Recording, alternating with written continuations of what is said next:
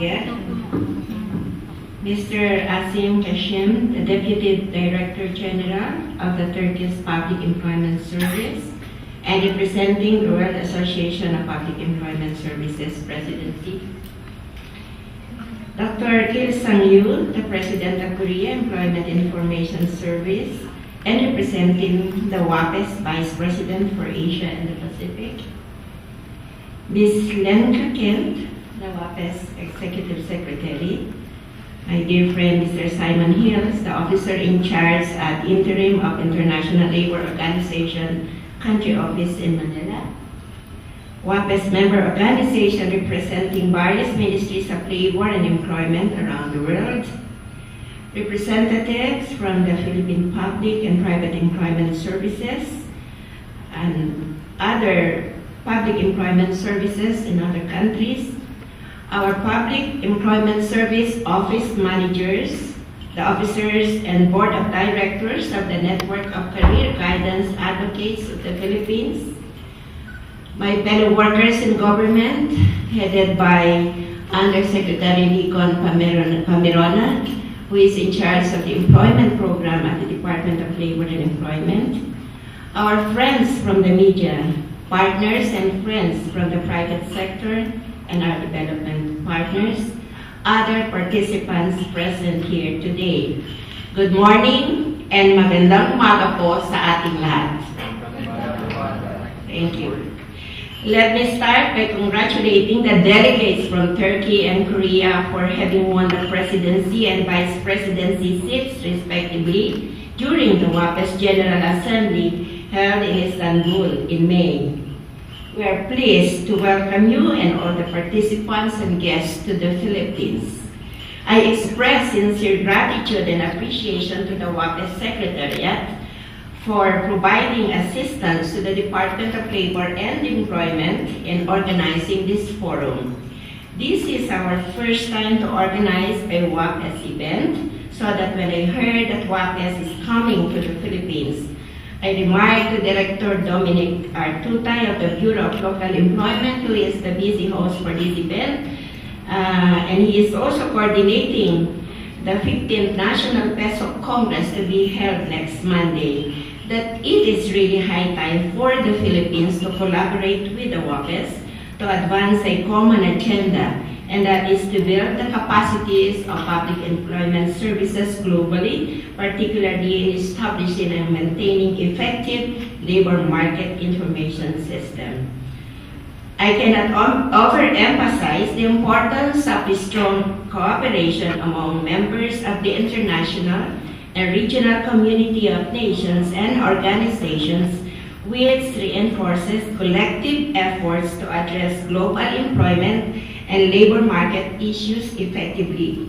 One concrete example, as Simon has referred to, is our continuing partnership with ILO on various dimensions of labor administration, such as enhancing LMI through employment projection as input to development planning and the Next Decent Work Country program. We have also ILO support for improving labor law compliance system, which may also be a source of relevant and easily accessible real-time LMI at the establishment level. Most of you may be aware that we are to host this November the 2015 Annual Summit of the Asia-Pacific Economic Cooperation and its related meetings. The apex theme, and I quote, "Building Inclusive Economies, Building a Better World," end quote, is aligned with the inclusive growth and shared prosperity agenda of the Aquino III administration. With this in mind, we endeavor to create employment opportunities through good governance and domestic reforms which involve majority of Filipinos in the country's vibrant economic and social life to reduce poverty and other socio-economic disparities. The Philippines has a fast-growing labor force. This is a key characteristic of the labor market. In 2014, the working age population, 15 and above, reached 62.2 million, projected to increase by 14.9 million or 33.7% between 2015 and 2030. Young people aged 15 to 24 accounts for 1/5 of the total population. With a promise of demographic dividend certain in the horizon, we see human capital as one of the main drivers in our economy. The Philippines will continue to enjoy the economic benefits from a significant proportion of young, consumption-driven workforce who fuel spending to the advantage of businesses. With a large section of its population productively engaged, the Philippines is seen to experience increases in productivity. Hence, it is apt that one of the APEC Philippines 2015 priorities is investment in human capital development. At the level of the Association of Southeast Asian Nations, human capital comes at the forefront of the regional economic integration. As an ASEAN member, the Philippines accounts for nearly 1 in 6 of the region's labor force. The ASEAN Economic Community has the potential to increase flows of trade and investments, spur changes in economic structure, and create new jobs. A recent ILO and Asian Development Bank report finds that deepening trade integration as envisaged under the AEC could expand the gross domestic product in the Philippines by 7.5% and result to additional 3.1 million jobs by 2025. We take pride of our globally competitive human resource base. Our Filipino workers are everywhere. Our stock estimate of overseas Filipino workers at any given time is around 4 million in more than 200 destination countries. I am happy to note the participation in this event of representatives from Korea, Japan, Germany, and Saudi Arabia, countries with which the Philippines has proactively engaged and forged bilateral labor agreements towards ensuring legal, ethical, and fair migration. The Philippines achieved robust economic growth rates and made substantial gains in the labor market. Economically, the Philippines attained an average of 6.3% GDP growth for the past 5 years. Tagged as the Asia's rising tiger, it is projected that the Philippines will achieve its 7 to 8% GDP growth this year. Institutional systems and policy and program reforms have contributed to the continual improvement of the country's competitiveness. Based on the World Economic Forum Global Competitiveness Report 2015 to 2016, the Philippines improved its overall competitiveness ranking, which is up by 5 notches from 52 out of 144 economies in 2014 to 47 out of 140 economies in 2015. In terms of labor market efficiency, the country posted significant improvements in 9 out of 10 LMI indicators. Despite progress and positive socio-economic trends, the Philippine labor market is challenged by the very high incidence of educated unemployed youth. The July 2015 labor force survey conducted by the Philippine Statistical Authority reports that the youth unemployment rate at 16.3% or 1.37 million is more than twice the national adult rate of 4% or 1.35 million. More than 80% or 4 out of 5 of the unemployed have an academic degree. 35.8% have reached college level, 44.5% reached high school. Evidently, more and more students obtain qualifications that the labor market does not require. This situation is all the more ironic in that in many business sectors, industries are still having a hard time finding employees with the right skill set. These labor market issues can be mirrored in the Manpower Group's 2013 Talent Shortage Survey. The research identifies significant proportion of employers who report difficulty filling positions in their organizations. Cited shortcomings of applicants that are preventing employers from filling positions include lack of technical and workplace competencies, especially hard and soft skills. We are fortunate that the Manpower Group Incorporated, Asia Pacific and Middle East Executive Director and Philippines Country Manager, Mr. Roque, is here to join us. And thank you, Mr. Roque, for accepting our invitation once again. There are jobs in the market for our young applicants, even those who have not finished a degree in college. According to the results of the 2011-2012 Bureau of Labor and Employment Statistics Integrated Survey, more than 2/5 of the vacancies for entry-level jobs or those starting positions in establishments which require little or no experience at all needed college undergraduates. Almost 3/5 of entry-level job vacancies were mainly for young job applicants belonging to age group 15 to 30, and that represents 69.2%. It is interesting to note that the same survey also revealed that employers find entry-level job applicants who have poor skills on organization, managing and planning, critical and creative thinking, problem solving, and decision making. This highlights the rising trend on the importance of soft skills in hiring practices.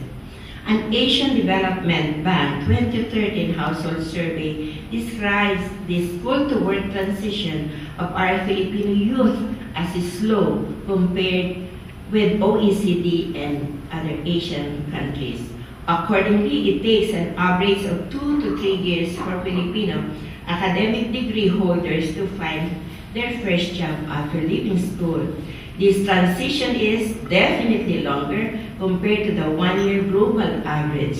In the next session, our good friend who is here, Mr. Kelly Bird, Director of the ADB, will give more details regarding this study and the bank's perspective on addressing youth unemployment. Welcome, Mr. Kelly Bird. Given these issues and recognizing that youth unemployment and job skills mismatch need to be addressed, the Aquino III administration, through the Human Development and Poverty Reduction cluster of the Cabinet, approved convergent programs in 2012. These programs are review of education and training curricula, development of the Philippine Qualifications Framework, implementation of career guidance advocacy program, and optimizing the utilization of the Field JobNet, the government's job portal. The implementation of the career guidance advocacy program through the Department of Labor and Employment, the Department of Education, the Department of Science and Technology, the Commission on Higher Education, and the Technical Education and Development Authority to work together in a career advocacy plan 2013-2016. The plan converts these agencies' various career guidance advocacies, complemented by a public communication campaign to open up wider public access to national and regional LMI. The goal is to ensure that the students, parents, industries, and training institutions are provided with appropriate, relevant, and timely knowledge on labor market realities for informed career decisions. So we now have in the country a career guidance week, a national regional career advocacy congresses, and regionalized career guidance information blitzes. We also have career ambassadors who promote specific careers or professions, most of them on technical and vocational skills. We also continue to build the capacities of registered guidance counselors and career advocates. from 62 networks with 2,350 guidance counselors and career advocates members in 2011, the country's networks of guidance counselors and career advocates have grown to 108, or a 75% increase, with a membership base of 5,431. These guidance counselors and career advocates are our partners in the delivery of accurate, relevant, and timely LMI on labor supply and demand, contained in 11 industry career guides and 162 career information pamphlets, which we don't have even one in 2020. All these career guidance interventions are meant to reduce the transaction cost of information between labor supply and demand so that the labor market will function efficiently. The fourth convergent program, optimizing the utilization of the PhilJobNet, a DOLE-led initiative. The PhilJobNet is the Philippine government's official portal. Matching and LMI portal is at the core of our LMI delivery. This free LMI platform has evolved from a static facility to become a modern tool that has revolutionized LMI delivery. But the Philippines' journey to improve and modernize its LMI system and structure took almost 2 decades before it reaches its current state, and still the system needs further improvement. PhilJobNet has been in existence since 1998. It started with only 52 employers registered, about 1,000 vacancies posted, and job seekers registered. Among the system's limitations include inadequacy of data migration tool to other available employment-related systems, limited job search capability, and a statistical reports generation facility to monitor and validate PESO referral and placement, traditional design and incompatibility to mobile devices, and weak bandwidth causing delay or slowdown in accessing information. In addition, there is inadequacy in technical know-how and resource constraint to build the capacity of our information and technology people. At the start of the Aquino III administration, the PhilJobNet already contains some 50,000 job vacancies from about 2,300 companies. What the DOLE did was to enhance the facility, making it more interactive and accessible. We also heavily promoted its use. Today, there are not less than 100,000 job vacancies posted every month in the PhilJobNet from some 28,915 companies. Not only have the number of companies and vacancies increased, we have also seen a lift in the number of job seekers who have registered in the facility from only 381,430 during the previous administration to over 1.1 million at present. This year, we have enhanced the PhilJobNet some more. In due time or early next year, the PhilJobNet will be able to already identify or filter types of occupations in the labor market suitable for high school graduates, women, persons with disabilities, senior citizens, and overseas Filipino workers. The PhilJobNet has eased the lives of job seekers and employers by shortening job and worker searches. It will soon deliver job matching signals, synchronize interview calendar of employers and job applicants, and generate employers' placement report and many other employment facilitation services. Most important of all, we have revolutionized access to the facility. Not only it is free, but it is also accessible offline. It is also available in Facebook and Twitter using both iOS and Android applications in mobile internet devices. The opening up of access to the PhilJobNet to a wider audience of job seekers and employers has democratized access to timely, relevant, and accurate LMI and made the Philippines' LMI system more inclusive.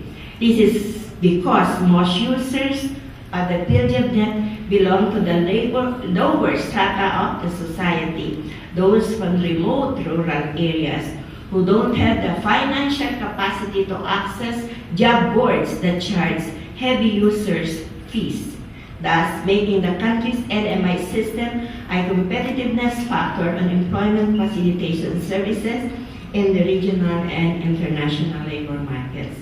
Complement the CJAP and the PhilJobNet is our skills registry system, a database of manpower supply containing profiles of qualifications and skills of clients registered through the PESO. The information gathered from this database is updated in the PhilJobNet. We have also initiated the conduct of talent mapping initiative to determine the 21st century skills and competencies of our current and prospective workforce. For this initiative, we have enlisted the support of a private partner, Servicio Filipino Incorporated Group of Companies, whose representative is a delegate to this forum, and we are ready to sign a memorandum of agreement with them. Another complementary tool is the job search kiosk. We have deployed more than 300 of these kiosks in selected local government units and schools nationwide to bring timely and relevant LMI closer to students and job seekers, especially to those who do not have access to the internet. At the grassroots level, we have involved our public employment service officers in LMI collection, storage, analysis, and dissemination. We now have almost 1,400 operational and around 400 institutionalized PESOs with permanent staff and budgetary support. These figures are expected to increase as we close the gaps through the approval of the mandatory bill to the Public Employment Service Office Act of 1999, which we hope the President will sign in the best of Congress on Monday. The theme of your forum conveys the message that more than crunching the statistics that inhabit labor markets and inform active labor market policy, we need to do more in reaching users of specific labor market information. It tells us that interventions in LMI delivery should be targeted, focused, and innovative to be more effective. That tools in LMI gathering, processing, analysis, and dissemination should be comprehensive, fast, and timely. Thus, the modernization of PES in every country is imperative. By the modernization of PES, we only do not mean use of latest technology and mechanisms for our system. More importantly, we work on modernizing our PES into a multi-dimensional employment service facility such that they are able to deliver beyond the traditional job broking functions, but embrace and implement other job skills matching and bridging programs, and that is training, livelihood, entrepreneurship, emergency employment, and even relief assistance. Labor markets today cut across borders and evolve very rapidly.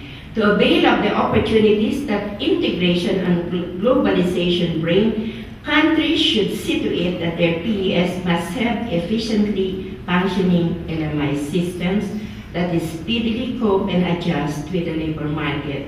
The standing challenge for us, therefore, is to integrate data for LMI not only within national system but also with both countries deemed to be sending and receiving states, especially for migrant workers.